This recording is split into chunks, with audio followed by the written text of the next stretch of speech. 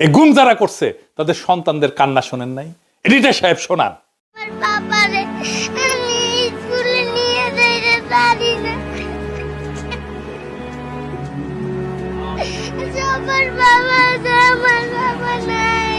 সব কয়টারে ফাঁসিতে ঝুলানো হবে, কাউকে ছাড়া হবে না। এই ভয়ানক আওয়ামী লীগ সংগঠনের সাথে যারা আছে তাদের একটাকেও ছাড়া হবে না। এই কান্নার কাফারা আমরা আদায় করে ছাড়বো একদিন না একদিন। বিশাল একটা বিজয় হয়েছে আমাদের। এই বিজয়ে আওয়ামী লীগের কফিনে শেষ পেরেক লাগানো হয়েছে। এইটা সাহেব একটা পেরেক লেগে দেন কফিনে। একই সাথে মোদিরে পাইরে ফেলার ব্যবস্থা করা হয়েছে। 2024-এর 5ই আগস্ট থেকে আজ পর্যন্ত আমরা গুমের পেছনে জড়িতদের বিচারের দাবিতে এক ভয়ঙ্কর শক্তির বিরুদ্ধে লড়াই করছি। সেই লড়াইয়ে বিজয় আসছে, প্রাথমিক বিজয়। প্রথম ধাপে আমরা ওয়াকারকে পরাজিত করতে পারছি। আন্তর্জাতিক অপরাধ ট্রাইব্যুনাল এক ঐতিহাসিক পাহাড় সম কঠিন কাজ করছে।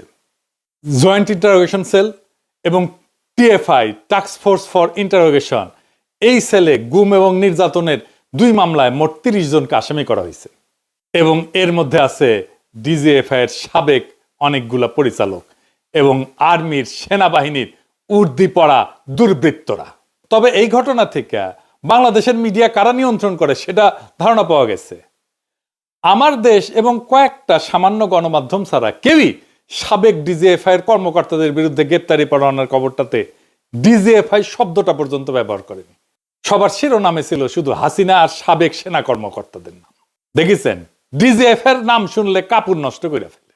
এই জেনারেল ওয়াকার গুম খুনে জড়িতদের রক্ষায় আগামী নির্বাচনে সহায়তার আশ্বাস দেয়া বিভিন্ন রাজনৈতিক দল এবং ব্যক্তিদের নানা প্রস্তাব দিয়ে আসতেছিলেন। এমনকি কিছু মানুষকে সামরিক এলাকায় পিএনজি করাইছে। পিএনজি মানে জানেন তো, পার্সোনা নন গ্রাটা, মানে এদের সেনানিবাসে ঢুকতে দেওয়া হবে না। ওয়াকার তো পারলে তার বোন কাটাল রানীর ক্ষমতায় রাখতো। এখন ও যাই করুক, ব্যর্থ হবে। কারণ সে মৃত্যু হিসেবে বেছে নিচ্ছে কালপ্রিটদের, দুর্বৃত্তদের, এবং তার মিশন হইতেছে দুর্বৃত্তদের রক্ষা করার। যাই হোক, আগে জেনে নি আসলে গুম সংক্রান্ত কি বিশাল অপরাধ হাসিনা আর তার দলবল করেছিল। এটা নিয়ে একটা ডকুমেন্টারি হয়েছে 1 ঘন্টার বেশি সময়ের, আপনারা পারলে দেখে নেন। আমি ওইখান থেকেই দেখাবো কিছু বিষয় আপনাদের উপযোগী কইরা। ওয়াকার কি কি ঝামেলা করেছে, কেন করেছে, আর ওয়াকারের জন্য কি অপেক্ষা করতেছে সেটাও আমরা এই আলোচনায় জানবো। আপনারা আয়নাঘরের কথা শুনেছেন না? মানে দেশে তো জেলখানা আছে, তাহলে আয়নাঘর কেন লাগে? আর আয়নাঘরে কারা ছিল? আয়নাঘরে ছিল গুমের শিকার হতভাগ্যরা। হাসিনার আমলে কয়েক হাজার গুম হয়েছে। গুম কমিশনে অভিযোগ জমা পড়েছে 1676টা। গুম কমিশনই বলে যে এটা একটা সামান্য অংশ। গুমের শিকার একটা বড় অংশই ঝামেলা এড়ানোর জন্য অভিযোগই করতে চায় না। শোনান এডিটর সাহেব কি বলে গুমের শিকার ব্যক্তিরা। ওই ওপেনলি ওইভাবে সাক্ষাৎকার দিব না, কারণ ওটা এভিডেন্স থেকে যাবে। আমার আজ হোক কাল হোক আমার তো আসলে পরেরটাও চিন্তা করা লাগবে, ফ্যামিলি আছে। এমনি তো অত্যাচারের শিকার হয়েছি, গুম ছিলাম, মিথ্যা মামলা নিয়ে জেলে ছিলাম, এখনো স্টিল নাও হাজিরা দিচ্ছি। ওই 16 সালে গুম হওয়ার কনসিকুয়েন্স এখনো বিয়ার করতেছি। আমার ফ্যামিলি স্টিল নাও সাফারার, আমার ক্যারিয়ার ধ্বংস, সবকিছু হয়ে গেছে। শুনলেন তো? তো জেলে নিতে হইলে তো একটা প্রসিডিওর লাগবে, আদালতে নিতে হবে, আপনি জামিনের আবেদন করতে পারবেন, উকিল নিয়োগ করতে পারবেন। সবার উপরে আপনার বিরুদ্ধে তো অভিযোগ লাগবে একটা, যে আপনি একটা অপরাধ করছেন, তাই না? প্রমাণ লাগবে। যার বিরুদ্ধে অভিযোগই নাই তারে কি করবে? যেমন ধরেন ব্যারিস্টার আরমান, সে তো কোনো অপরাধ করেনি। ব্রিগেডিয়ার আজমি, সে তো কোনো অপরাধ করেনি। হুম্মাম কাদের চৌধুরী, সে তো কোনো অপরাধ করেনি। তাদের তো জেলে দেওয়া যাবে না, গ্রেপ্তার করা যাবে না। তাদের রাখতে হবে এমন একটা কয়েদখানায় যেখানে দেশের আইন আদালত কিছুই কাজ করবে না, সব গায়েব করে দিবে। যারা হাসিনার শাসনের জন্য চ্যালেঞ্জ, তাদের জন্য আয়নাঘর। এবং এই আয়নাঘর করছে বাংলাদেশ রাষ্ট্রের বাহিনীগুলা। সেখানে পশুর মতো রাখতো মানুষদেরকে। আর আয়নাঘর একটা না, সারা দেশে ছিল 800 আয়নাঘর। দেখেন, প্রত্যন্ত অঞ্চলেও এরকম অনেক আয়নাঘর ছিল। আমরা জেনেছি এটার সংখ্যা কয়েকশো, মেবি 700 থেকে 800। সবচেয়ে বড় আয়নাঘর যেটা, সেটা ছিল ঢাকা ক্যান্টনমেন্টের ভিতরে। এখানে কাউকে বছরের পর বছর আটকে রাখা হইতো। কাউকে কিছুদিন আটকে রাখার পরে মনে করা হইতো তারে আর বাঁচায় রাখা যাবে না, তাহলে হয় মাইলে ফেলা হতো, ক্রস ফায়ার সাজায়, অথবা মৃত্যুটাকে দুর্ঘটনা সাজায় দেখানো হইতো। শোনেন, নতুন যারা অফিসার সংযুক্ত হতেন র্যাবে বা র্যাব ইন্টেলে, তাদেরকে বলা হতো 2 জন 1 জন মোরগ নামাও, বা প্যাকেট নামাও, গুলি করো।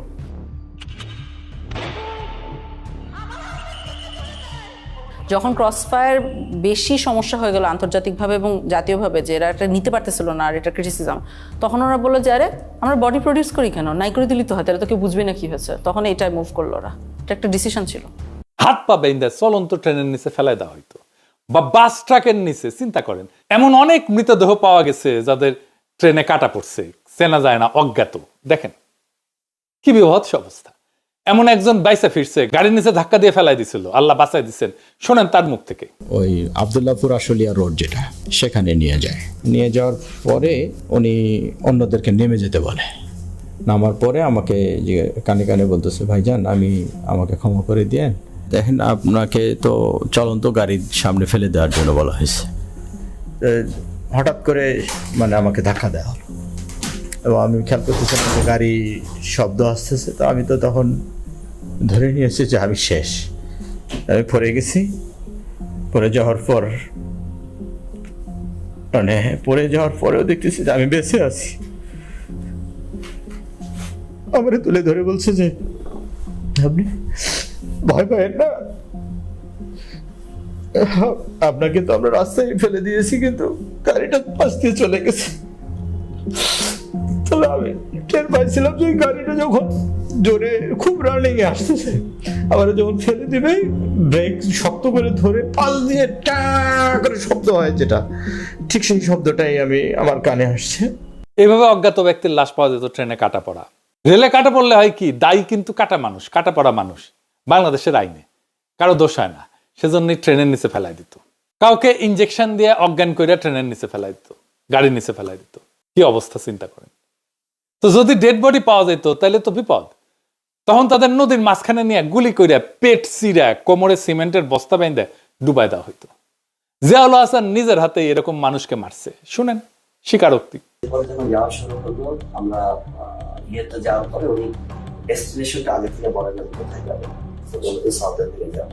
তো যাওয়ার পরে তারপরে বললো যে স্লো ডাউন। যখন স্লো ডাউন বললে তখন বুঝি যে এখন প্রক্রিয়া শুরু হবে। যখন কলের ভিতর দিকে তাকে তুলে নিয়ে আসে, সিমেন্টের বস্তা কিন্তু বাইরে থাকে স্যার। কলের মুখটা খুলে একজন করে তুলতেছে স্যার, সিমেন্টের বস্তা দিয়ে সে বেঁধে ফেলতেছে, পাথর হচ্ছে হাঁটু বড় হয়েছে, হাঁটু বড় বড় হয়েছে। বেঁধে মায়ের কাছে সিমেন্টের বস্তাটা তাকে একদম কর্নারে রাখছে। সেকেন্ড ম্যান স্যার পিলোটা দেয় স্যার, পিলোটা দিয়ে উঠেছে সব। তাদের পছন্দের জায়গাটা হলো মাথা স্যার, মানে মাথার এখানে বা এই পাশে বালিশ থেকে তারপরে একদম 6 রাউন্ড ফায়ার করে। 2 রাউন্ডটা ফায়ারের প্রয়োজনে কখনো যদি কখনো তার মনে হয়েছে কারো হাত কেঁপে গেছে, তখন উনি বলতে পারছেন। ঢাকায় সুন্দরবনের দস্যুদের কাছ থেকে উদ্ধার করে একটা ট্রলার ব্যবহার করা হইতো এই কাজে। এইটা সাহেব দেখান সেই স্বীকারোক্তি। দস্যুদের কাছ থেকে উদ্ধার করার ট্রলার, যেটা জেনারেল জিয়াউল হাসানের টিম এটা এনেছিল, এবং পরবর্তীতে আমরা জেনেছি যে জিয়াউল হাসানের প্রত্যক্ষ তত্ত্বাবধানে অনেক মানুষকে ওখানে নিয়ে যাওয়া হতো রাতের গভীর রাত্রে। এই জায়গাটা এবং বন্দিরা থাকতো নিচে এখানে এই ডেকের উপরে, কোনো কোনো সময় তো ডেকের ভিতরে থাকে। এন্ড দেন অফিসাররা, কারণ ডেকের ভিতরে না থাকলে দেখা গেলো মাঝে দেখে ফেলি, এরকম হবে। ওরা সবই এখানে বা কেউ এখানে থাকতো। এন্ড দেন এখানে এনে শুট করে এখান থেকে ফেলে দিবে।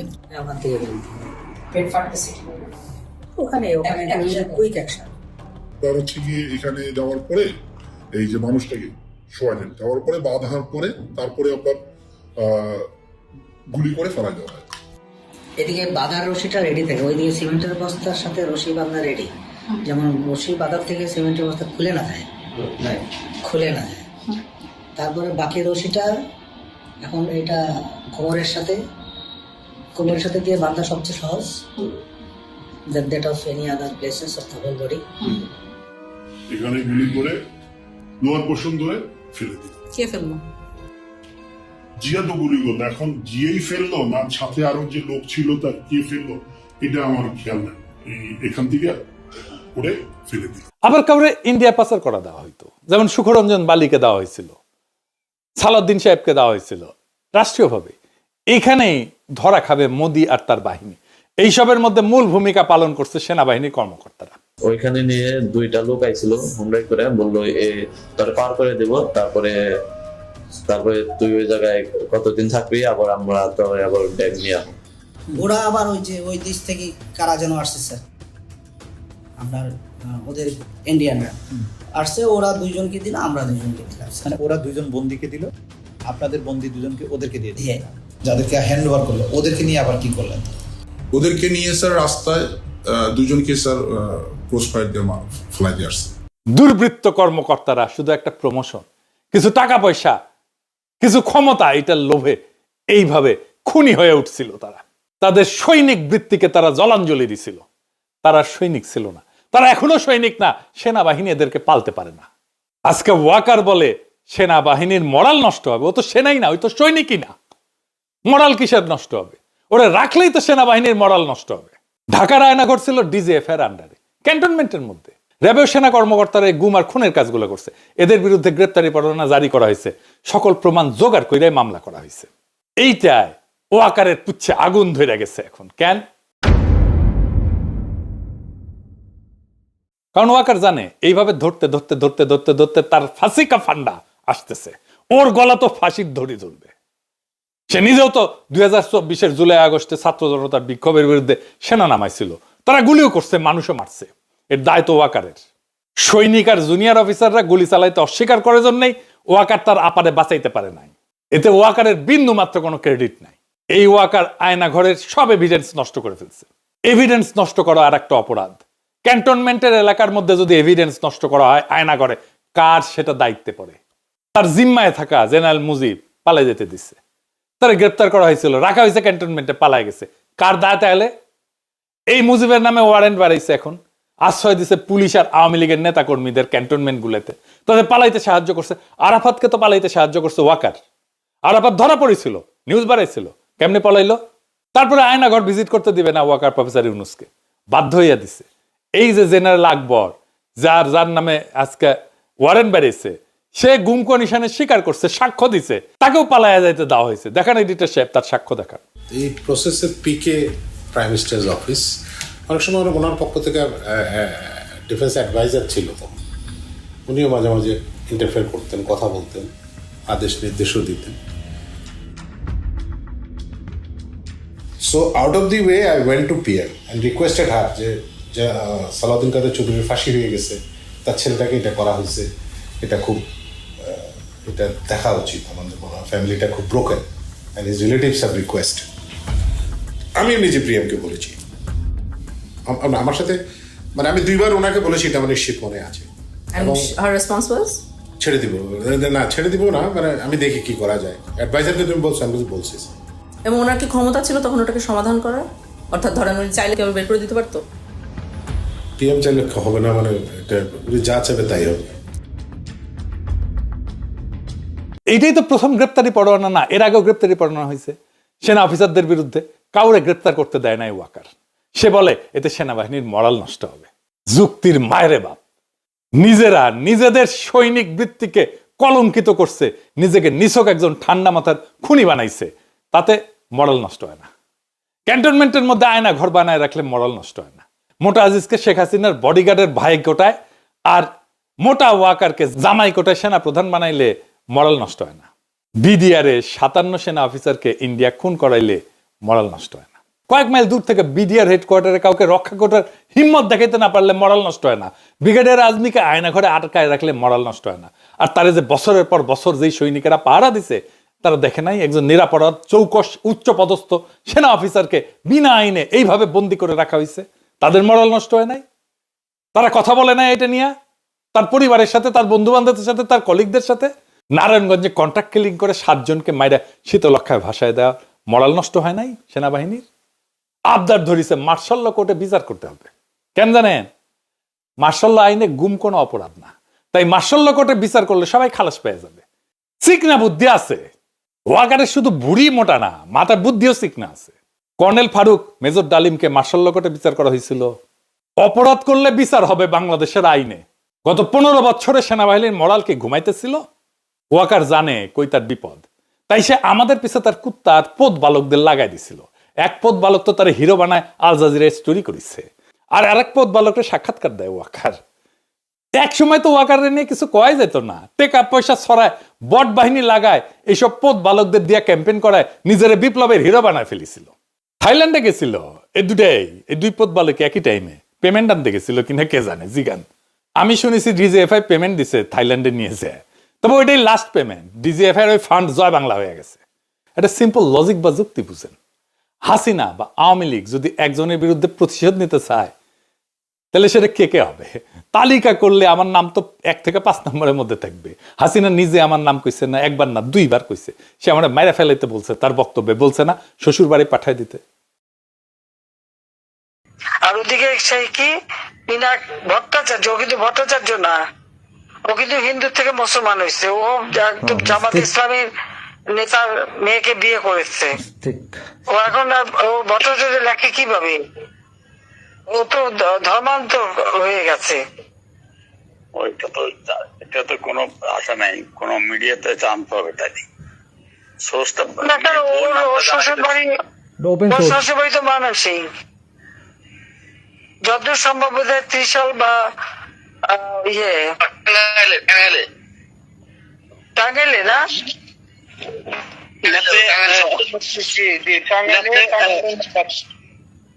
জামাতে ইসলামের নেতা না, জামাতে ইসলামের নেতা কিন্তু তার মেয়েকে তো এই বিধর্মীর সাথে বিয়ে দেবে না, নিশ্চয়ই তার মুসলমান বানাইছে। এই যে সুশান্তের সাথে শরীফ আজাদ, ডাক্তার আইজু নামে লাদায়, সে তো আমাকে খুন করার আহ্বান জানাইছে। শোনান এডিটর সাহেব। পিনাকি ভট্টাচার্য, ফ্রান্সের একটা লয়ের কথা বলি, if you kill someone you don't need to death penalty, maybe life in the prison 10 years 12 years।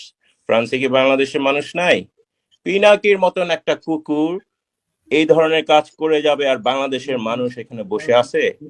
Asylum মারা একটা কুকুর এখানে বসে আছে। এই কুকুরটা গলা কাইটা যদি এখানে কোনো মানুষের ডেথ পেনাল্টি হবে না, life in the prison. I am challenging. I am sorry. শুনিছেন? আচ্ছা এডিটর সাহেব আবার শোনান তো, হাসিনা আমাকে নিয়ে কি কইছে 2 বার, এটা শোনান। মাননীয় নেত্রী আমরা সব জানি, এবং আমরা যত কিছু করার আমরা তার বিরুদ্ধে ব্যবস্থা করবো। আমরা তার বিরুদ্ধে ব্যবস্থা করবো। আমরা আওয়ামী লীগ তো আমার বিরুদ্ধে মিছিল করে প্যারিসে আইসা।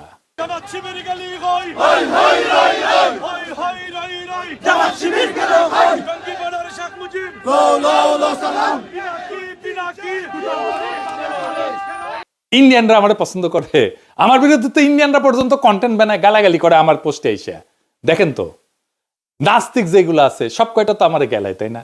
বাম যেগুলো আছে সেগুলো তো আমার গেলায়, তাই না? তো তাইলে বাম, ইন্ডিয়া, আওয়ামী লীগ, হাসিনা, নাস্তিক, এই যে গ্র্যান্ড একটা অ্যালায়েন্স, এইগুলো তো আমার শত্রু ঘোষণা করছে। তার মানে আমি গ্রেটার আওয়ামী ইন্ডিয়া যে শক্তি, তার বিরুদ্ধে দাঁড়ায় ফাইট করি। আমার সাথে বড় অ্যান্টি আওয়ামী আর ভারতীয় আগ্রাসন বিরোধী ভয়েস কয়টা আছে? সারা দুনিয়ায় ভারতীয় পণ্য বয়কট আন্দোলন করেছি, সাকসেসফুল আন্দোলন করেছি। তার মানে আমার পিছে যারা লাগে তাদের ফুয়েল কই থেকে আসে এটা বুঝেন এবার। সব কয়টা ইন্ডিয়ান লেসপেন্সার, এদের মিশন আমারে থামায় দেওয়া। পারে নাই? হ্যাঁ, পারবেও না ইনশাল্লাহ। কারো রাজনীতিটা পরিষ্কার থাকলে তারা থামানো যায় না, এটা তো সহজ কাজ না। যাই হোক, এই ওয়াকার আওয়ামী লীগরে মাঠে নামাইছে, তো সেনাবাহিনী একটা আওয়ামী লীগরে ধরছে, এটাও ধরে নাই। আওয়ামী লীগের মিছিলের পাশ দিয়ে আর্মির গাড়ি যায়, ভিডিও আছে।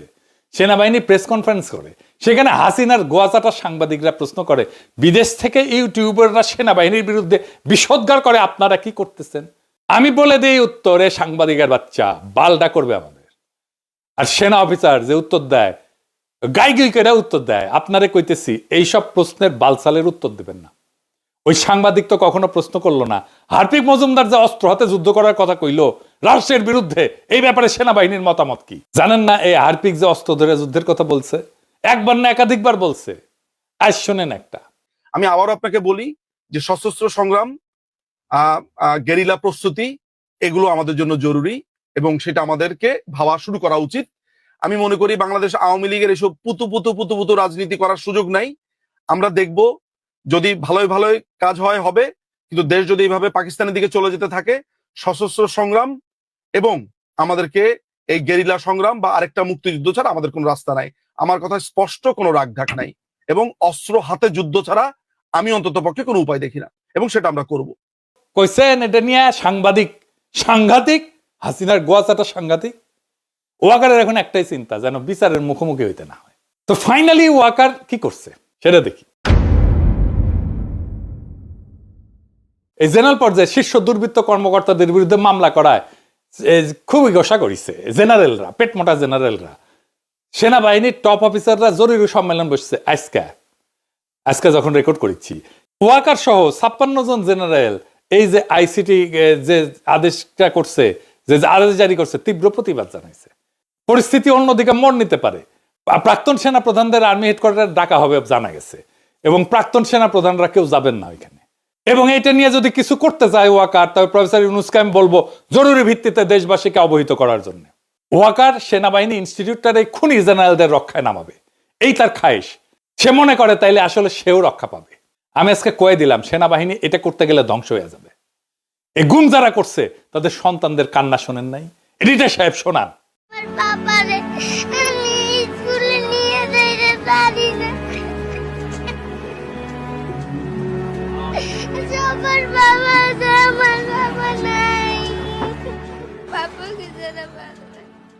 আর একটা শোনান।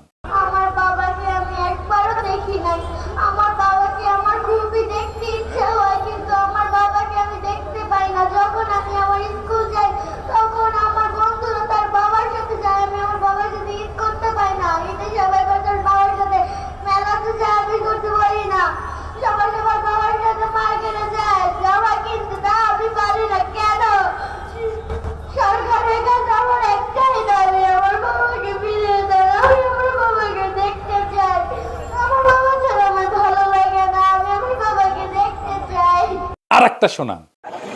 এই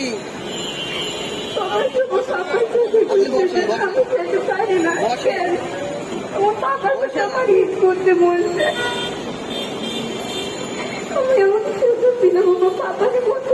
গুমের শিকার সেই হতভাগ্য পরিবারদের অসহায় এতিম সন্তানদের শপথ, সব কয়টারে ফাঁসিতে ঝুলানো হবে, কাউকে ছাড়া হবে না।